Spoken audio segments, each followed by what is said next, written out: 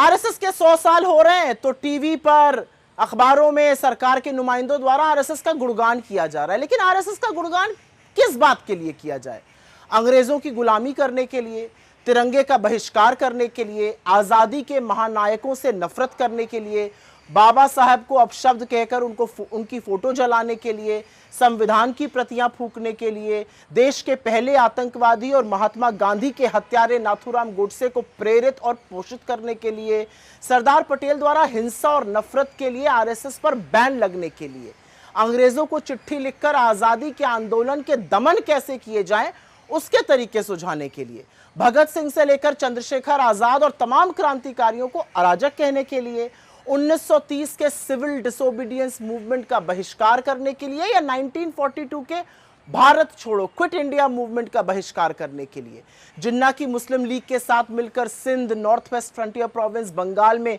सरकारें चलाने के लिए, शुरू से मनुस्मृति की वकालत करने के लिए जो महिलाओं को सदैव आश्रित रहने की सीख देती है,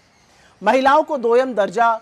समझने के लिए और देने के लिए अपनी संस्था तक में जगह नहीं दी गई है, हाशिए पर पड़े लोगों को निम्न श्रेणी का समझने और मानने के लिए, सामाजिक न्याय और आरक्षण की खिलाफत करने के लिए, आज तक एक भी दलित, एक भी पिछड़ा, एक भी आदिवासी प्रमुख न चुनने के लिए, घोर सांप्रदायिक और घोर जातिवादी होने के लिए, आखिर किस चीज के लिए आरएसएस का महिमा मंडन किया जाए, आरएसएस का गुणगान हो? ये जो लाल किले की प्राचीर से नरेंद्र मोदी जी ने आरएसएस का महिमा मंडन किया, ये असल में बौखलाहट है कि किसी भी तरह उसे कुछ मान्यता मिल जाए। लेकिन ना भाषण से, ना सिक्का जारी करने से आरएसएस का सिया सच बदला जा सकता है। उनकी ट्रेनिंग का नतीजा, ज्यादा दूर देखने जाने की जरूरत नहीं है, बस आरएसएस के पूर्व प्रचारक और प्रधानमंत्री नरेंद्र मोदी को मुजरा, मंगलसूत्र, शमशान, कब्रिस्तान बोलते हुए सुन लीजिए। प्रत्यक्षम किम प्रमाणम, यही ट्रेनिंग है।